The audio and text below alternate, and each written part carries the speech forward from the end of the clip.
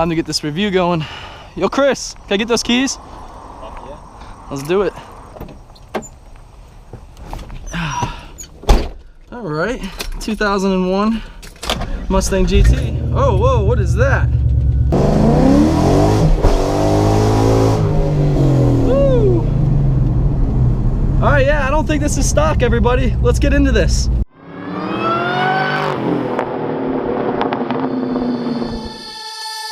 Wherever love goes, there is also misery. It's no mystery. And you and I, we got history, yeah. Wherever love flows, there is also tragedy when we're in too deep. And you and I, we got history, yeah.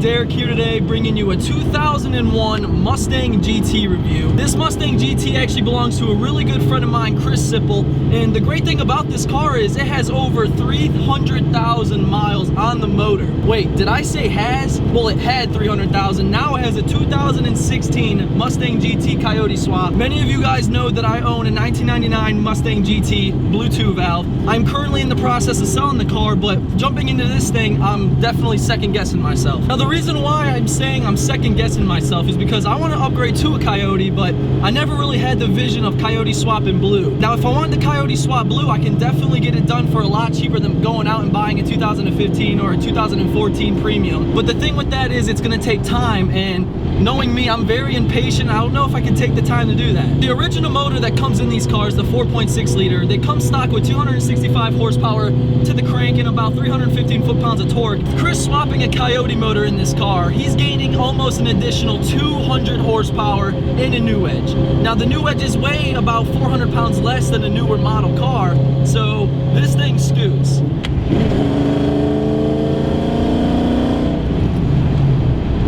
That right there, ladies and gentlemen, is pure power in a light car, and wow, I don't know if I want to sell my car now. I might just go this route, and probably not the best idea to be reviewing this car, but I've been on a dry streak when it comes to reviews, and you guys deserve a good review, so there's nothing like reviewing a car that has a lot of character, because with this car, like I said, there goes so much work that comes into this, and this swap isn't easy. All right, enough with the talking. Let's see this Coyote in action.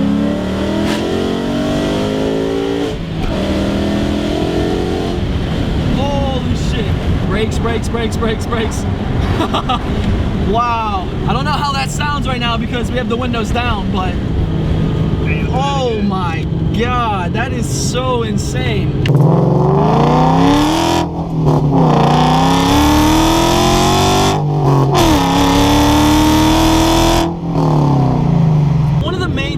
Coyote motors are known for is the amazing sound they produce. Now, when you're swapping a car, you might as well go all out like Chris did and put the long tube headers on, the off-road X pipe, all that good stuff. So with the headers, he has BBK long tube headers, a BBK off-road X pipe, and to top it off, attack stingers. And let me tell you, this thing turns heads.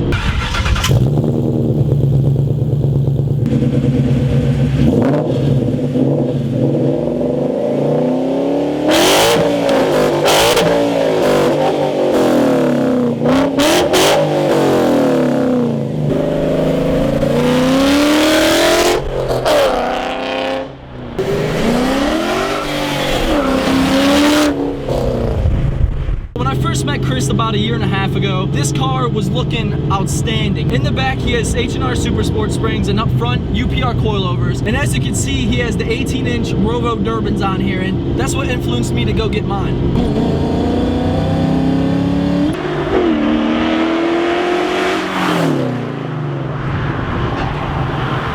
Wow, with this short shifter Coyote motor, Oh my lord, in the NewEdge, this is just not even right now. Now, many of you guys that have been following my channel, you're probably wondering why blue wasn't the first NewEdge to land on the channel. Now, the reason for that is because I knew the whole process was going down with Chris, and I really thought he deserved to be on the channel first with the Coyote Swapped NewEdge, and I can honestly say I'm super excited I waited, because right now I'm having the time of my life driving this car, and it's just gonna be a fun video to put together in the long run. And like I said, I hope you guys enjoy this because I'm having too much fun right now. Quick question for you guys. Do you consider this car a sleeper? You gotta think, he's had so many other newer 5.0s pull up to him at a red light and they think it's a NewEdge, a 2-valve. And you know, the 2-valves, they, for the year maybe 2001, pushing almost 300 horsepower, yeah, we'll say it was pretty spunky for its year, for its time. But nowadays, 400 horsepower in the car stock is nothing, honestly.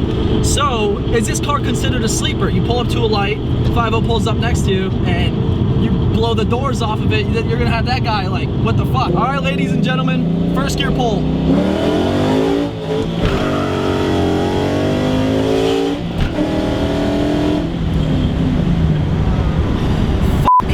I gotta stop. I have got to stop. Right now, I'm having difficulties with two different things. The first thing is gonna be the McLeod twin disc clutch. It is very, very, very responsive, and you have to find that sweet spot and it really grips. Now, the second thing is the RPMs do not work in this car. So you have to go off your ears and off the feeling of the car. And I'm not used to this at all.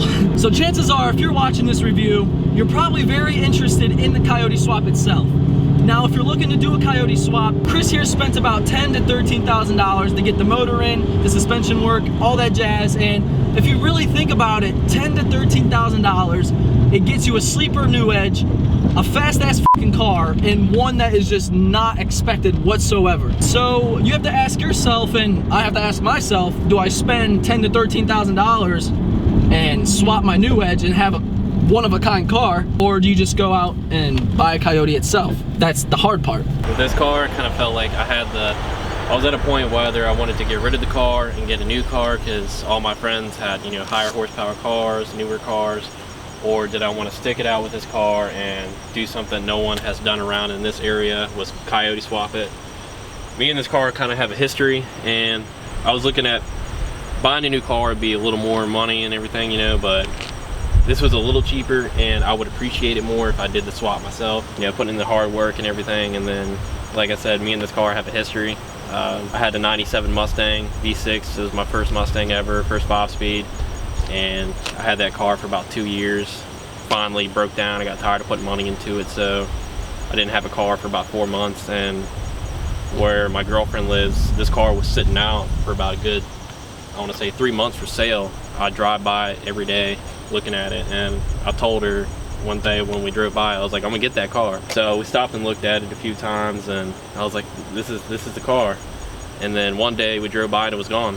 And my hopes and dreams of actually having like this body style, because I had the 94 to 98 body style, the rounder body style, was gone. So I was just looking at other cars, and I really wanted this car. I kept thinking about this one. So about a month goes by, and a good friend of my mom comes in her shop and is like, so you're still looking for a Mustang? And I'm like, yeah, I am. So he's like, well, I know these people that I'm good friends with, they're selling a Mustang. He's like, it's a silver Mustang. So I was like, oh, all right, that's cool, because the old one was silver. So about a couple days later that week, we go and look at the car, go there, and in the garage, walking in, I was like, that car looks familiar, and it was the same car. And I was just like, the nostalgia behind it was like, wow. And the guy had sold the car to his parents, but his parents were older and then they had bad knees, so they can't really drive a 5-speed. So I was like, this has to mean something, to find a car like you think it's gone and now it's here, you're actually driving it.